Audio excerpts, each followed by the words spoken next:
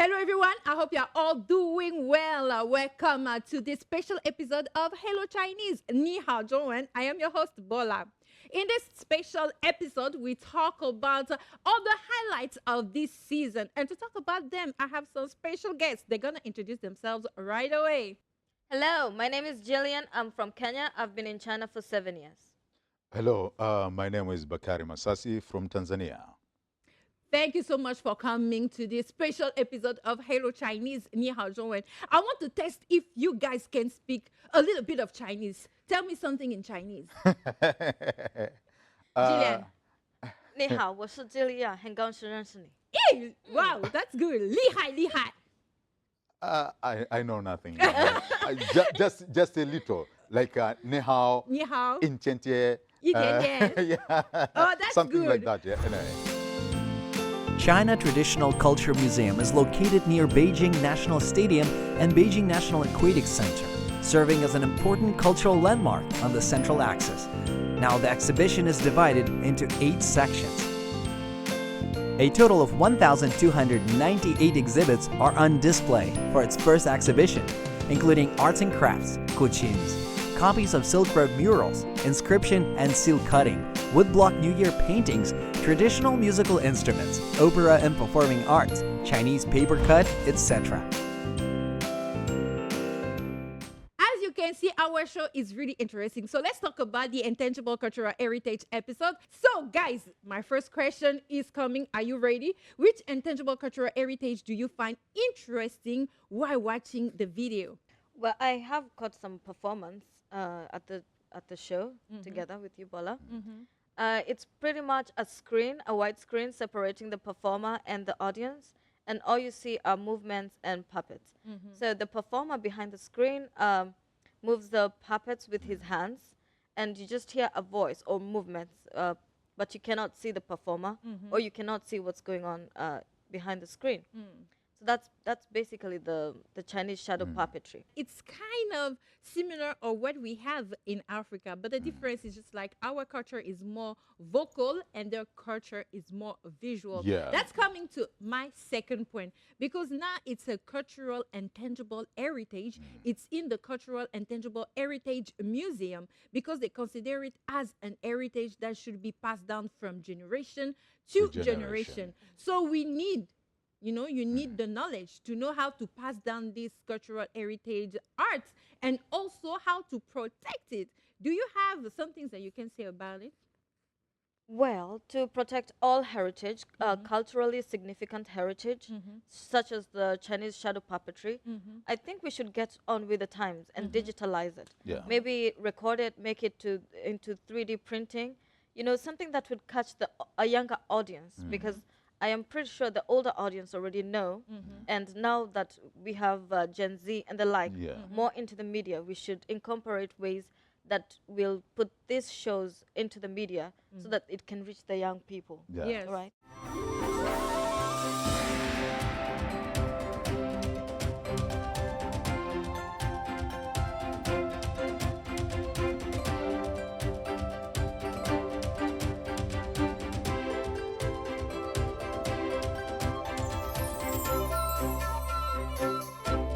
So Africa also has this problem. We also have a wealth of culture, but our challenge is to how to inherit and also pass it down. Like the Chinese, can we have museums? Can we incorporate it into schools curriculum? We could actually also get the government involved with the curriculum, as you said, because nobody will just come from out there and write some books about our heritages, our Of course. various heritage, Because they don't know. because they don't know. So And that's a very good point. For example, for we African, most of us, we were being colonized. And those colonial masters are those who set the curriculum Yes. for us, you see? And they didn't put this cultural They didn't consider the African culture. in African culture. So I think that it's the time now for African government to sit down and insert all those African culture in a curriculum so as students could be learned it through their daily studies. You see, Yes. for example, nowadays, for me, for example, in my generation, I know some of my culture, but it's very hard for my children now to know their roots. As an ancient city of the Silk Road, Dunhuang's history and culture are concentrated in the Mogao grottos. With 735 caves and 45,000 square meters of murals, it is the largest and most abundant Buddhist art site in the world. Digital 灯黄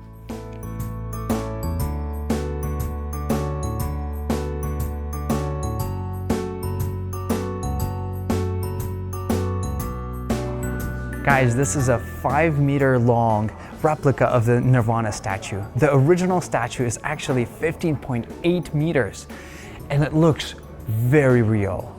And you know why? Because they used a very special 3D printing technique to create this replica. And just look at the detail, it just looks completely real.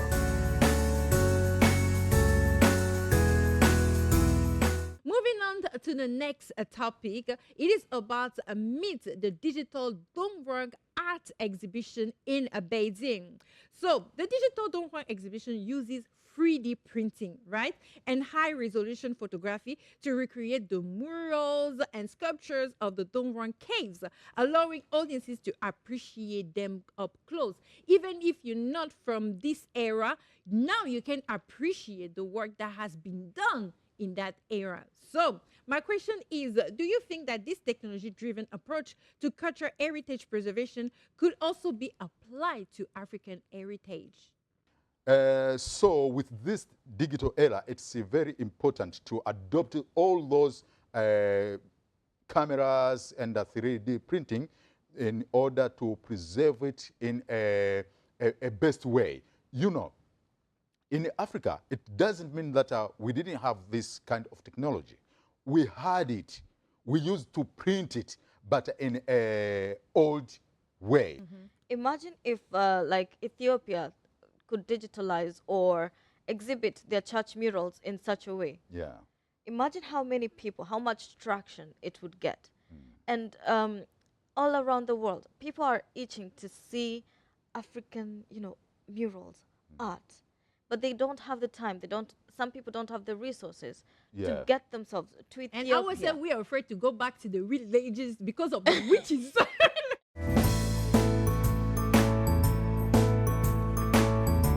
Wow. Man. Whoa. Okay, it actually really felt like I was there in that cave.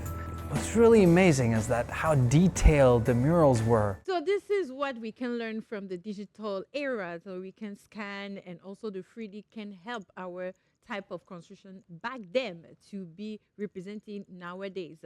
And also I want to ask another question. How do you view this expression of cultural blending in the Durang murals, which an African culture do you think also reflect a similar thing? We can take an example of Swahili language, which is spoken in the East African coast by very many countries, right? It is a different language that came from different cultures or tribes together. For example, the Persian, the Arabs, some Indian, all those influences came together and created this beautiful one language that can be, spoken by different people. Around the... Yes. The blending East of African culture has helped the development of Oh, yes, it nowadays has. society, right?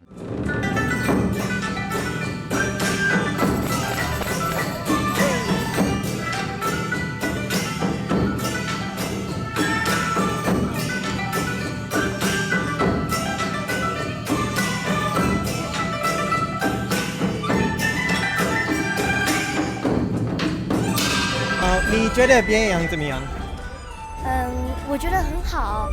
我第一次听呢，我就觉得很有感觉。我自己也是学乐器的，我觉得听起来很有韵律，特别是它从唐代，它传了那么多年，我觉得真的是很伟大。At Dongtang Drum Music Society in Xi'an, we learn about the ancient form of Chinese drum music. At the end of the film, we also saw by watching performances of traditional arts, young people developed a great interest in it. Because, you know, the music, it talks to everybody, right? Yeah. And my question is, do you think this approach can genuinely increase the appeal of traditional music to younger generation? What measures should be taken? Recently, the old traditional music in my country, Kikuyu, let me take Kikuyu as an example. It was going viral on TikTok. The last time I watched, the young people were bringing it back. You know, there was this one very famous song, and a lot of young people were taking it, you know, putting some modern dance to it, like the Amapiano sort of dances, and posting videos about it. So it has not been totally forgotten through the Western culture and the pop culture immersions. No. So in my understanding, if we do some this sort of things, like bring the ancient drums and the musical instruments and give it to young people, they will definitely know how to do Yes, with it. because they need a type of apartness. Where do I come from? And seeing that, oh, in my country or in my region or in my continent, for example, we talk about Chinese drum. The Chinese drum, wow, it's so popular. Oh, this is from China. And people are proud. In Africa, oh, this is Afrobeat, this is Afrodance. People are proud. Every time I see a drum, I'm just like, Africa, Africa, Africa. What about you? Recently in Tanzania, for example, there is this music called Singeli. Singeli, it's local music which has been done by this young generation, you know, and it's completely in a traditional way, you see. And this Singeli, there are a lot of traditional elements dance in it, which by then we thought that those young people were not very much interesting with those local dances. They were very interesting in a maybe European hip hop and so forth kind of music. But recently they have tried to go back, listen to old music, and reduplicate it in current ways. And Yes. Guys, today's discussions were amazing. It was just like poof, eye-opening, and I also learned a lot about the African culture and also the Chinese culture, inheriting and also passing down methods. Thank you so much for coming. It was a pleasure for having you here. thank you for having us in the studio. Thank you, Bola, for having us today. I hope to see you next time. Okay, guys, it was a long session, but please stay tuned. Don't look away because we still have the Learning Chinese session. Hello, everyone. This is a new section of Hello Chinese, Learning Chinese. I am your host, Bola. I will be your guide in learning some wonderful Chinese vocabulary today. Our lesson focuses on Chinese arts and culture, which includes terms for traditional crafts, instruments, and more. Each word we learn will bring us closer to understanding the rich history and artistry of China. Let's get started. 工艺美术 arts and crafts. Let's start with 工艺美术 arts and crafts. Repeat after me. 工艺美术. This term means arts and crafts. It's used to describe various forms of traditional Chinese arts and decorative design. Chinese arts and crafts have a long history and include things like embroidery, pottery, paper cutting, and painting. These crafts often feature symbols that represent good fortune, happiness, and longevity. In ancient China, these arts were highly respected and passed down through generations. Today, they remain an essential part of Chinese culture and heritage. Guqin is the next word of today's episode. Pronounce Guqin. As you can see, it is here. Guqin. Guqins. Pronounce it with me, Guqin. The word refers to the guqin, a traditional Chinese stringed instrument. The guqin is one of the oldest known musical instruments in China and dates back over 3,000 years. It's sometimes called the instrument of the sages because it was highly valued by scholars and philosophers, including Confucius. The guqin has a soft and soothing sound and is often played in solo performances. It requires skill and precision, making it a symbol of elegance and intellect in Chinese culture. Sichou Silk Road. Now let's move on to Sichou Silk Road murals. Repeat after me. Sichou. In English, this term means the Silk Road. The Silk Road was an ancient network of trade routes that connected China with Europe, the Middle East, and other parts of Asia. Along the Silk Road, merchants traded silk, spices, tea, and other valuable goods. The exchange of culture along the Silk Road was also important. Chinese art, philosophy, and religion spread to other parts of the world, while China was influenced by ideas and materials from other cultures. Our next term is 传统乐器. 传统乐器, traditional musical instruments. Repeat after me. 传统乐器. This phrase means traditional musical instruments. China has many traditional instruments that are unique and full of history. For example, the pipa is a four-stringed lute that produces a bright, vibrant sound. Another well-known instrument is the erhu, a two-stringed instrument, sometimes called the Chinese violin. Traditional Chinese instruments often features in cultural events, festivals, and operas, making them an important part of Chinese musical heritage. Our next term is 竹子. As you can see here, 竹子. That means bamboo. Repeat after me. 竹子. Bamboo is an essential symbol in Chinese culture and represents qualities like flexibility, strength, and resilience. In traditional Chinese art and poetry, bamboo is often depicted to symbolize noble character and humility. It is also widely used in crafts, musical instruments, and even cooking. The plant grows quickly, and its hollow structures allow it to bend without breaking, which is why it symbolizes endurance and the ability to overcome obstacles. Our last term is 中国戏曲, Chinese opera. Pronounce it after me. 中国戏曲, Chinese operas. This term refers to Chinese operas, a form of traditional performance art that combines music, singing, dance, and acting. Chinese opera has several regional styles, with Peking opera being the most famous. Each opera tells a story and uses costumes, makeup, and expressive gestures to convey emotions and themes. The stories in Chinese operas are often based on historical events, myths, or classical literature, making them a vibrant way to experience Chinese culture and history. Chinese arts and culture have a long and beautiful history, and learning these words is a fantastic way to connect with that heritage. I hope you enjoyed today's lesson, and I encourage you to keep practicing. The more you use these words, the more fluent you become in Chinese. Thank you so much for joining me in exploring Chinese arts and culture vocabulary. Let's continue learning and discovering the beauty of the Chinese language. I will meet you in the next lesson. I'm your host, Bola. Bye, guys.